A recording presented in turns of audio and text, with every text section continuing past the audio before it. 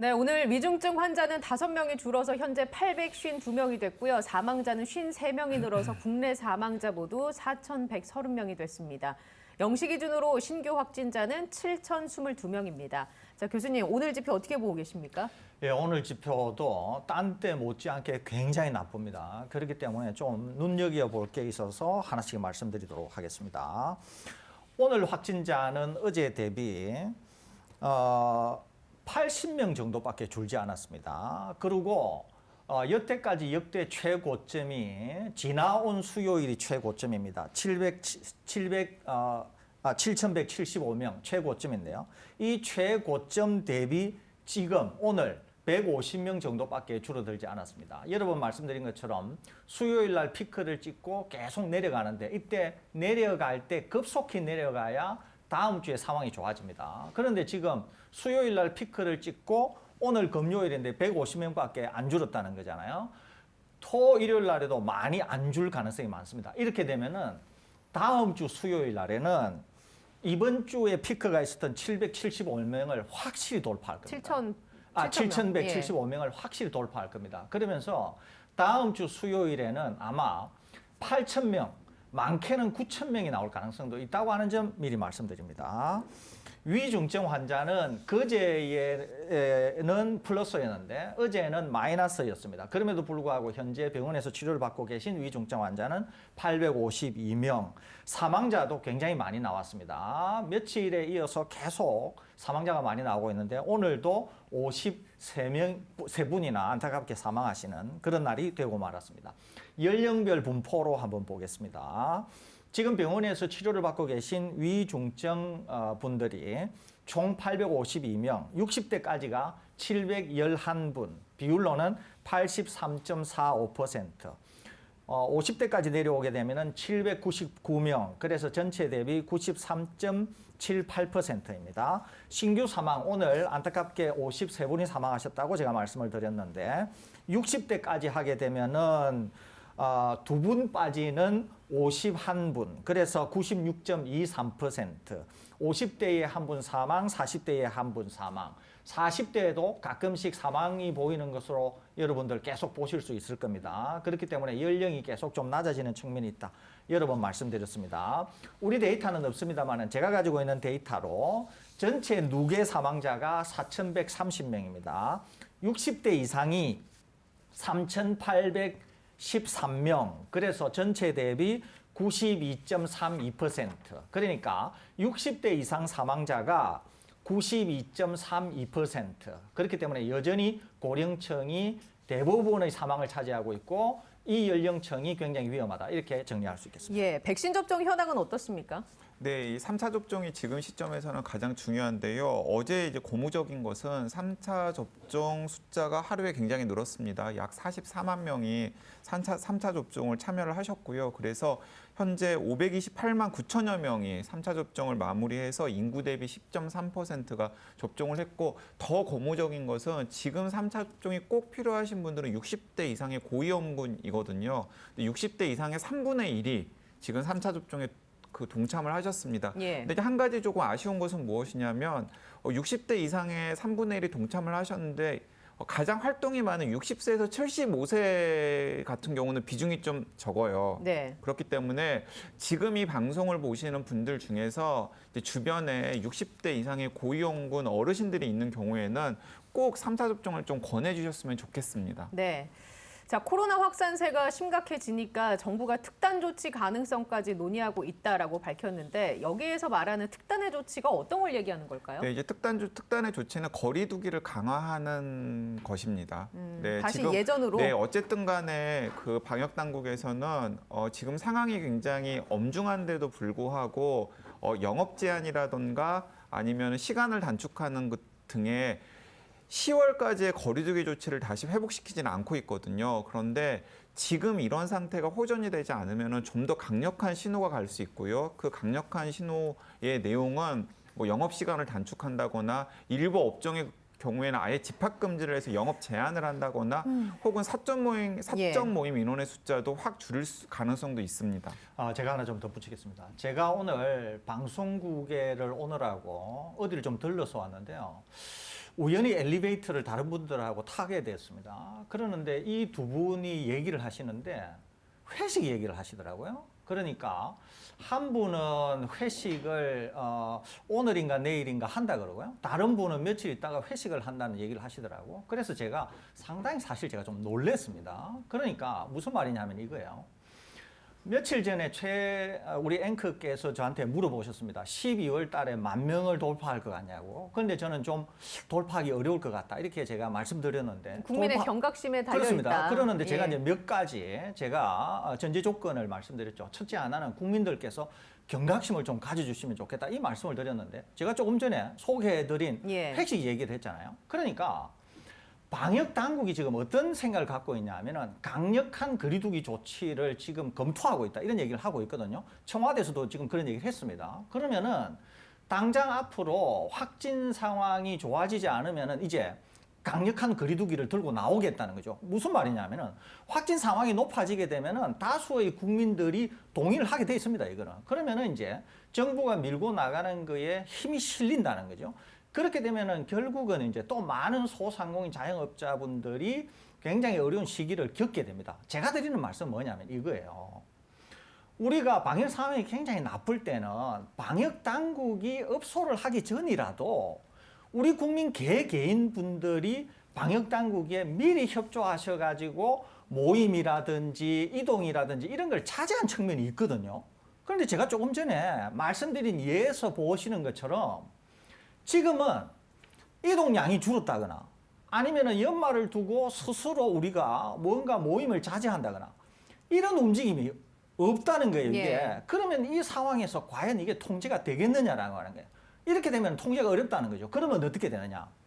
방송을 여러 번 보신 분들은 아시겠지만은 저는 언제나 강력한 방역을 할 수 있음에도 불구하고 그렇게 해서는 안 된다. 왜냐하면은 이 나라에는 고려할 게 많다. 고려할 게 많다. 예. 그렇기 때문에 언제나 어렵더라도 접점을 찾아야 된다. 이러면서 저는 소상공인이나 자영업자의 편에 서서 말씀을 드린 게 많습니다.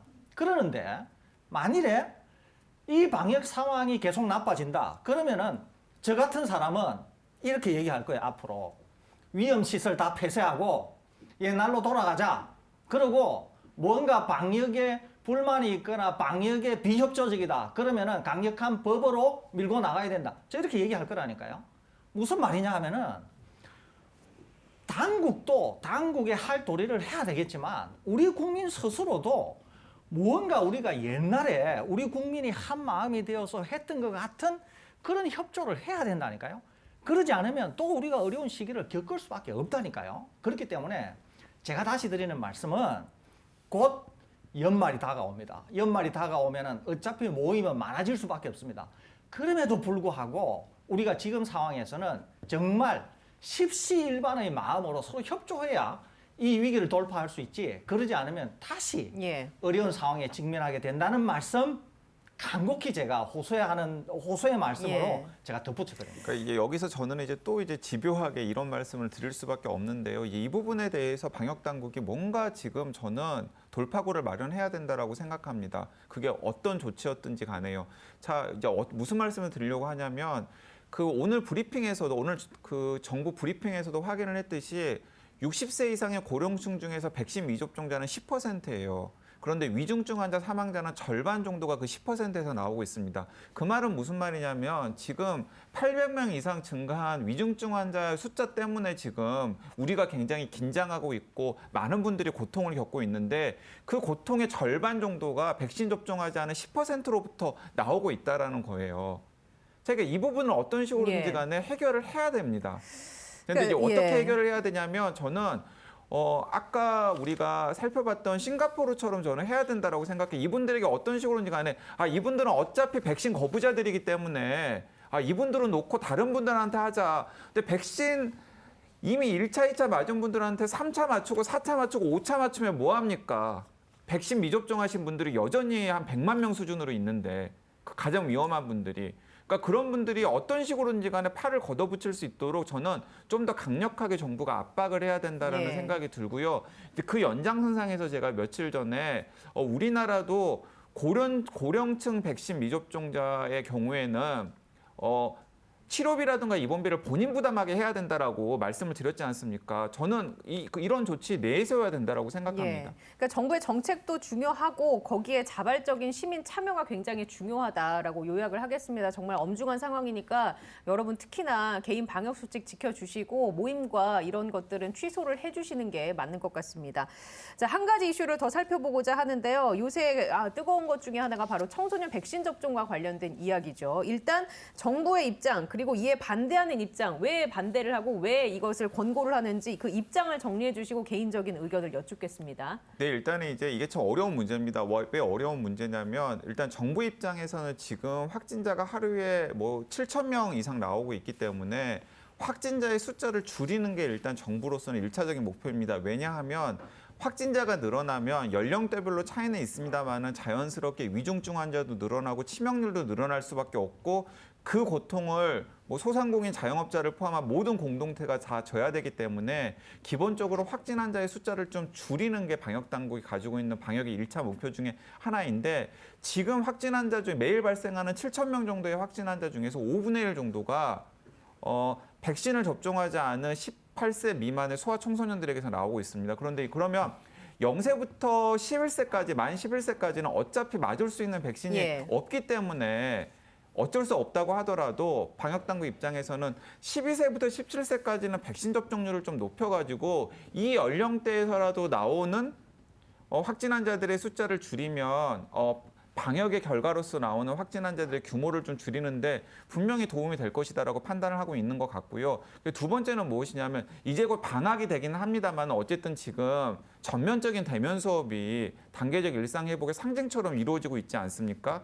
근데 학교에서 정상적으로 수업이 진행이 되려면 기본적으로 이 10대에서 나오는 확진 환자들의 비율이 적어야 돼요.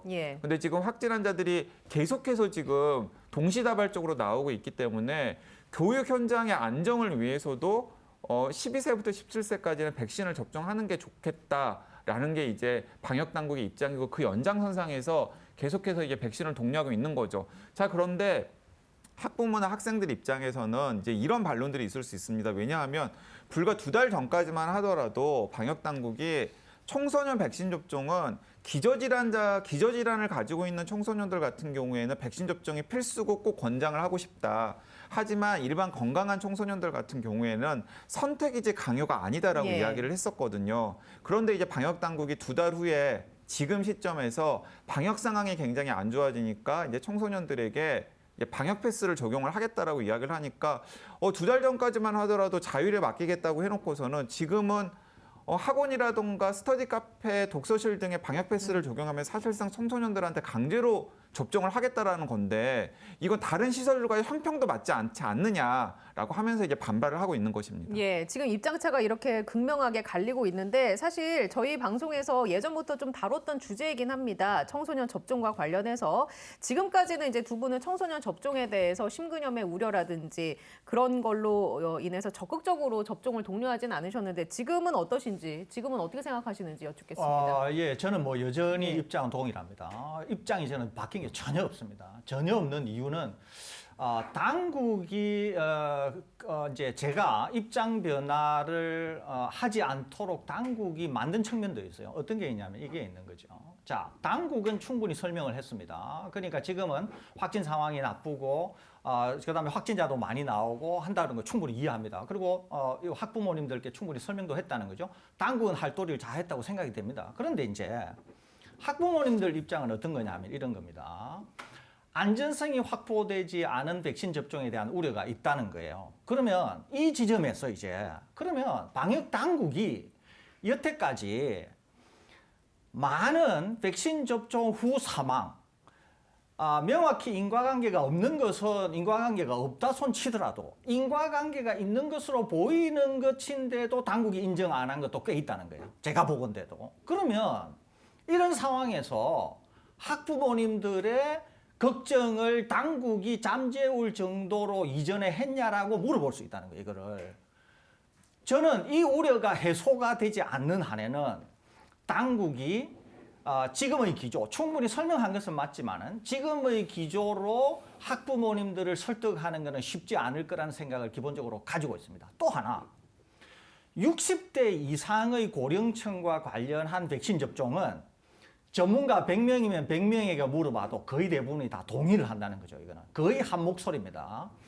위험 대비 이익이 워낙 크다고 하는 거에 대해서 이거는 뭐 그냥 논란의 여지가 없다는 거죠. 그런데 과연 17세 이하의 어린 연령대 백신 접종을 맞을 수 있는 어린 연령대의 백신 접종과 관련해서 전문가들에 물어보면은 전문가들이 둘로 나눠진다는 거죠. 위험 대비 이익, 이익 대비 위험이라고 하는 게 칼로 무를 자르듯이 반듯하게 잘려지지가 않는다는 거죠, 이게. 그렇기 때문에 여기에는 매우 복합적인 문제들이 내재되어 있다는 겁니다, 이게. 그렇기 때문에 저는 방역 당국이 지금의 기조를 유지를 하면서 마치 의무 접종과 같은 인상을 줄 게 아니라 기본적으로 2달 전에 가졌던 그 입장을 유지하는 것이 저는 좀 더 적합하다, 이 생각을 갖고 있고요. 또 하나는 방역 상황이 나빠지게 되면 학부모님들이 나빠진 방역 상황 때문에 마음을 돌리실 수도 있어요. 기본적으로 자발적으로. 그러니까 예전의 방역 상황이 좋을 때는 학부모님들이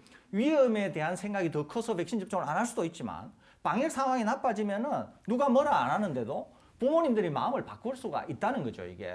그렇기 때문에 방역 당국이 무언가 잘못한 게 없나 하는 걸 되돌아볼 필요가 있다는 겁니다. 오늘 시간이 없어서 제가 더 이상 말씀드리지는 않겠는데 다른 때가 되면은 방역 당국에 대해서 제가 뭔가 드릴 말씀도 있으니까 그것은 그때 가서 제가 다시 한 번 더 말씀드리도록 그럼 추가로 하겠습니다. 한 가지만 제가 더. 한마디만 덧붙이겠습니다. 그러니까 사안의 본질은 이렇습니다. 60대 이상의 백신 접종을 하지 않은 고령층을 보호하기 위해서 12세, 17세 소아청소년들이 희생당하고 있는 거예요. 이게 사안의 본질입니다. 그러니까 그 60대 이상의 고집부리는 백신 미접종한 어르신들을 보호하기 위해서 12, 17세의 소아청소년들이 자신에게 굳이 필요가 없는 백신을 지금 맞아야 되는 상황을 지금 압박하고 있는 거거든요. 이게 제가 생각하는 사안의 본질입니다. 근데 이게 과연 맞는 건지 우리가 한번 따져봐야 된다는 거죠. 그래서 제가 계속해서 60대 이상의 미접종 고령층을 우리가 어떻게 해야 될지에 대해서 정부가 좀 강한 정책을 내놓아야 된다라고 말씀을 드리는 겁니다. 일단 학부모님들의 입장에서는 이상 반응이라든지 그게 혹시 내 케이스가 되면 안 되는 부분이기 때문에 그런 걱정과 우려가 가장 크실 텐데 어떻습니까? 지금까지 청소년 백신 접종이 이루어지면서 쌓여진 데이터들이 좀 있지 않겠습니까? 그 데이터 관점에서 봤을 때 이게 두 분이 좀 판단하시기에 지금 갖고 있는 우려가 데이터가 말해주는 우려보다 좀 더 과도하게 우려가 나오고 있는 것인지 아니면 합당한 우려인지 이 부분에 대한 판단은 어떻게 하실 수 있겠습니까? 이게 이제 이 데이터를 말씀드리는 게 적합하지가 않아요. 예를 들면 이런 겁니다. 미국인 경우에는 10대 사망자가 코로나로 인한 10대 사망자가 500명이 넘습니다. 그러니까 미국에는 백신 접종의 동기가 충분히 있다는 거죠. 심지어는 백신 접종을 했을 때 다소 부작용이 있더라고 하더라도 이익이 더 큰 거예요, 위험에 비해서. 왜냐하면 코로나로 사망한 애가 500명이 넘으니까요. 그런데 우리는 지금까지 10대의 사망자가 3명밖에 안 되는 데다가 기저질환자가 2명이고 나머지 1명은 아직 원인을 모르고 있습니다. 그렇기 때문에 과연 미국의 데이터를 한국에 가져와서 한국의 상황에 적용할 수 있는 게 맞는가라고 하는 의문도 있다는 거죠. 근데 그런 이게. 지점은 있지 않겠습니까? 우리나라도 확진자 규모가 커지고 위중증 환자가 비례적으로 늘어난다라고 가정을 해보면 지금 상황보다 더 많은 위중증 환자가 10대에서 나올 수도 있고 확진자 규모가 잡히지 않는다고 하면요. 그런 상황을 좀 예측해 볼 수도 있지 않겠습니까? 그럴 수는 있죠. 그러니까 이제 우리나라에서 위중증화율이 어떻게 되는지, 그다음에 위중증화에서